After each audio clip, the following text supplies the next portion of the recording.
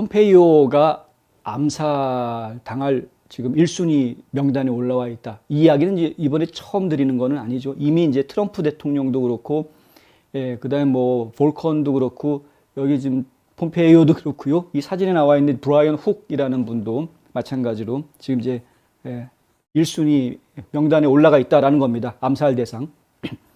이란이 이들을 암살 대상에 올려놓은 이유는 솔레이마니 장군을 트럼프 행정부 시절에 암살했기 때문에 그런 것이죠. 솔레이마니 장군이 쿠두스군을 이끌고 이란 혁명군을 이끌면서 지금 여러 가지 테러 활동에 참여하고 지시했던 그런 정황들이 많이 있었기 때문에 지금 미국에서는 뭐 장군이라고 부르지 않고 그냥 테러 분자 이렇게 테러리스트 이렇게 부르고 있는 상황이었고요. 가장 존경받는 인물이다. 그래가지고 이 사람을 제거하는 것이 굉장히 큰 영향을 줄 수 있을 것이다라고 딱 집어서 드론 날려가지고 그 솔레이만이 타고 있던 찝차 한 대만 폭파시키는 식으로 제거한 아주 깔끔하게 제거 작전을 한 걸 저희가 지금 보았습니다. 근데 그 일이 있고 나서 이제 이란 정부에서는 공식적으로 보복하겠다라고 복수하겠다라고 말을 했고요. 그래서 이제 그 이후로 복수를 하기 위한 작전들이 진행이 되어 왔던 것으로 알려져 있습니다. 그러니까 이란에서도 지금 드론을 띄워서 골프하고 있는 트럼프 대통령을 이제 암살하는 그런 작전 연습하는 영상들이 공개가 되어지기도 했었고요. 실제로 그런 일이 벌어질지는 저희가 모르겠습니다만은, 그리고 이제 폼페이오 장관이라든가 이제 브라이언 훅 같은 인물한테도 마찬가지로 이러한 그 암살 위협이 있다라는 판단을 해서 국무부에서는 이들에 대해서 지금 최고 수준의 안보를 하고 있다, 보호 조치를 지금 해주고 있다라는 것이죠. 원래 연방 국무장관 출신들은 국무장관 출신이니까요. 국무장관직을 그만두고 나서도 최소 180일 동안 6개월 동안은 정부 차원에서 그 24시간 보호를 해주게 돼 있다고 합니다. 워낙에 이제 외교 수장이기 때문에 미국과 관련되어져 있는 각종 외교 사안들이라든가 얽혀져 있는 것들이 많이 있어서 그런 부분들을 이제 보호해 줘야 되기 때문에 그런 것이고요.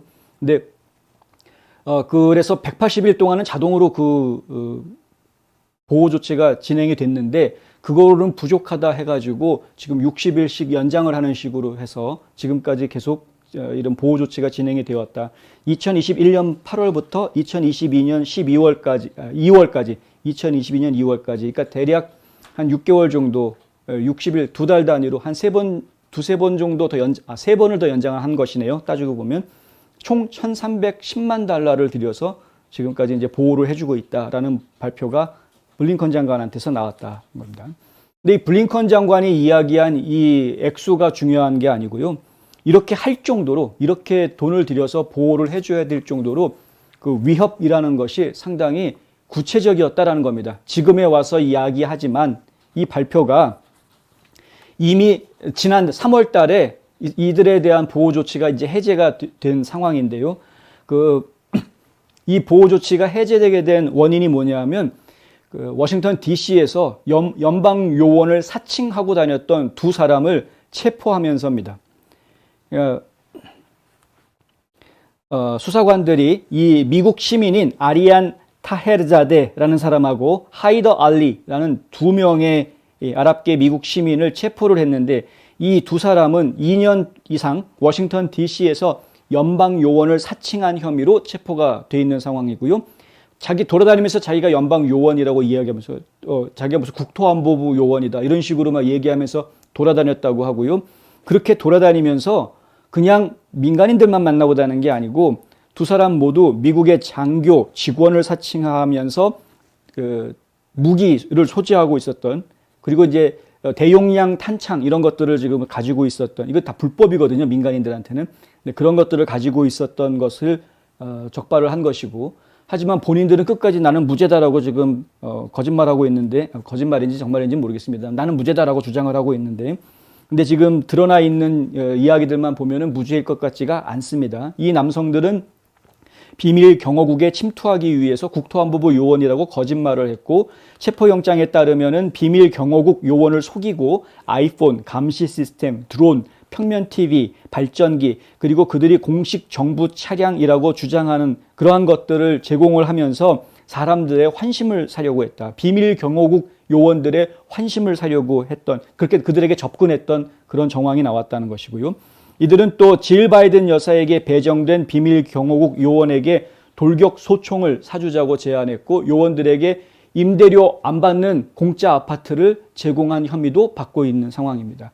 이들의 음모는 결국 비밀 경호국 요원들이 아니라 그들이 일했던 해군 야드 건물에서 우편물 운반선에 대한 공격을 조사하던 우편국, 그러니까 우체국 조사관이 이거 조사하다가 이거를 알게 돼 가지고 그렇게 해서 지금 들통이 나게 된 거죠. 주민들은 조사관에게 그 남자들이 폭행을 목격했을지도 모른다고 말했다고 합니다. 타헤르자데하고 알리 둘 다 워싱턴 DC 시정부에 의해서 특별 경찰로 위임된 검사관에게 그들이 연방 요원이라고 거짓말한 전력이 있습니다. 그러나 조사관들이 그들이 비밀 경호국 요원들에게 선물을 제공한 같은 남자라는 것을 알았고요. 그 의심스러운 정보들을 FBI에 넘겨주었고, FBI는 나중에 이 두 남자를 체포하게 됐다라는 이야기입니다.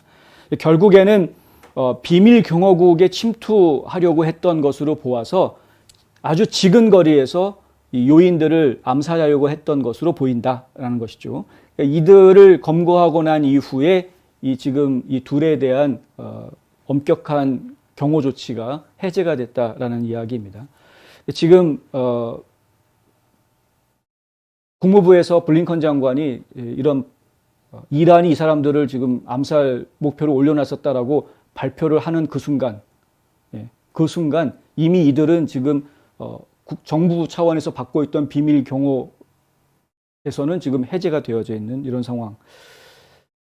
제가 지금 잘 봐야 됩니다. 지금 걱정됩니다. 걱정되기 때문에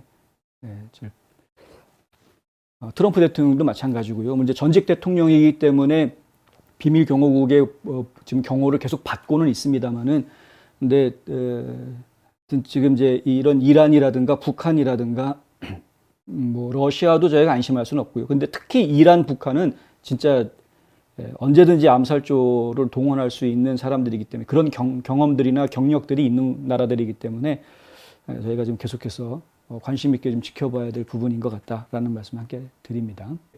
지금 댓글 보니까 제이슨 리님 얘기하셨는데 이해가 안 된다는 얘기하셨죠. 이란 정부한테 경고해야 되는 거 아니냐. 이란 정부한테 경고하기가 미국 정부 입장이 뻘쭘하죠. 왜냐하면 이란 정부에서 암살하겠다라는 으름장을 놓고 있는 것은 이미 미국에서 솔레이마니를 암살했기 때문에 그에 대한 복수로 하겠다라고 하는 것이기 때문에 그걸 놓고서는 으름장을 놓는다는 게 좀 애매한 그런 상황인 것이 이제 하나가 있고요. 이란을 암살하려고 했다라는 혐의로 이란에 대한 압박 조치를 취하려면은 아주 정확한 구체적인 증거가 나와야 됩니다. 지금 이제 용의자를 2명 체포했다라는 것만으로는 충분한 증거다라고 이야기하기가 좀 어렵습니다. 그러니까 이들이 자백을 하게 한다거나 진짜 구체적으로 암살을 모의했던 구체적인 손에 잡히는 증거들이 나와 주어야 이란한테 봐라, 니들이 이렇게 해가지고 이 사람들이 이랬는데 우리가 미리 잡긴 했지만은 이런 식으로 하면 안 된다라고 이제 얘기할 수 있는 근거가 나와야 되니까요. 그 두 가지 이유 때문에 지금 당장은 이란한테 암살 문제 가지고 이러쿵저러쿵 얘기하기가 좀 어려운 상황인 것으로 저희는 이해하고 있습니다.